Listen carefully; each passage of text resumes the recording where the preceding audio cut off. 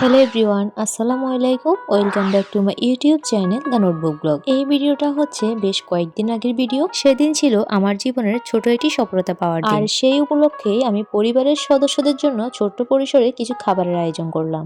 আজকে আপনাদেরকে আমি কিছু কথা বলবো, আর সাথে সাথে খাবারের আয়োজনে কি কি ছিল সেগুলো দেখতে থাকুন। পরিচিত মানুষের কটু কথা শুনেও নিজের সফলতা অর্জন করা সত্যিই এক ধরনের নীরব বিজয়।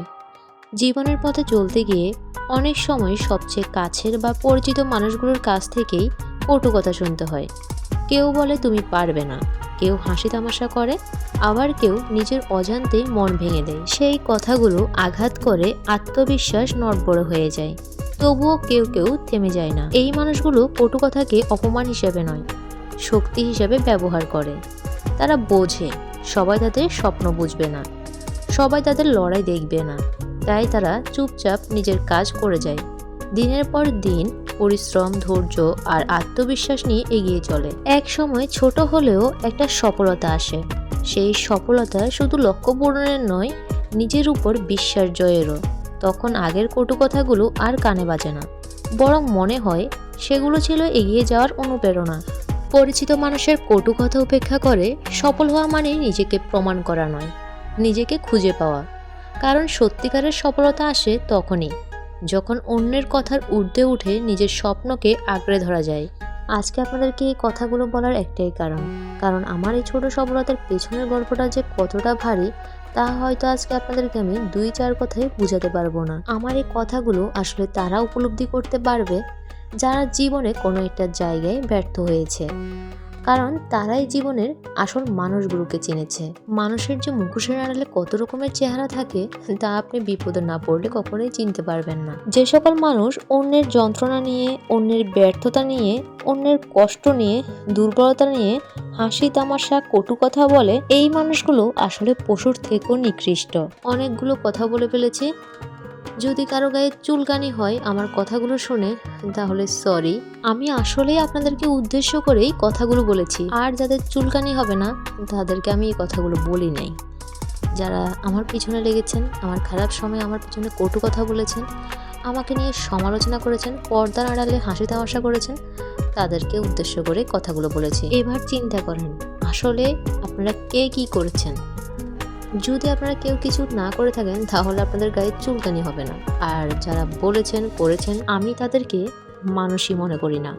তারা আসলে আমার কাছে পশুর থেকেও নিকৃষ্ট, বলতে পারেন সব থেকে নিকৃষ্ট পশুর থেকেও নিকৃষ্ট। আজকে আর কিছু বললাম না, আপনাদের হিসাবটা আমি আমার সৃষ্টিকর্তার কাছেই তুলে দিলাম, বাকিটা উনিই বিচার করবে। চলুন এখন ভিডিও নিয়ে কিছু কথা বলা যাক। সেদিন আমার জীবনের ছোট্ট একটা সফলতার দিন ছিল। আর সেদিন বাসায় যারা ছিল তাদের সবার জন্যই আমি রেস্টুরেন্ট থেকে এই খাবারগুলো আনিয়েছি। এই সকল খাবার অনেক মজার ছিল আর সবগুলোই কিন্তু গরম গরম ছিল। সবগুলো খাবার খুব মজার ছিল। আজকে আর কোনো কথা বলবো না, বাকি ভিডিওর অংশটা আপনারা মিউজিকের সাথেই দেখতে থাকুন। আর ভিডিওটি ভালো লাগলে অবশ্যই লাইক, কমেন্ট এবং শেয়ার করবেন। আর যারা আমার চ্যানেলে নতুন, আমার ভিডিওগুলো নতুন দেখছেন, এখন আমার চ্যানেলটি সাবস্ক্রাইব করেন নাই, তারা অবশ্যই আমার চ্যানেলটি সাবস্ক্রাইব করবেন। চ্যানেলের পাশে থাকা বেল আইকনটি অন করে দিবেন, তাহলে পরবর্তীতে নতুন নতুন ভিডিওগুলো আপনারা খুব সহজেই পেয়ে যাবেন। আর যারা সাবস্ক্রাইব করেছেন, চ্যানেলের পাশে আছেন, তাদেরকে অসংখ্য ধন্যবাদ।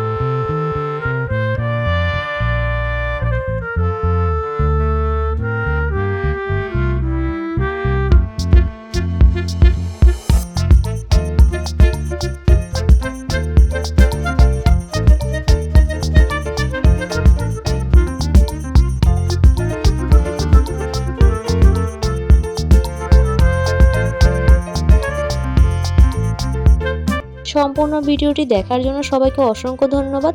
আজকের ভিডিও এই পর্যন্ত। পরবর্তী ভিডিও দেখার জন্য আমন্ত্রণ রইল। সবাই ভালো থাকবেন, সুস্থ থাকবেন। আল্লাহ হাফেজ।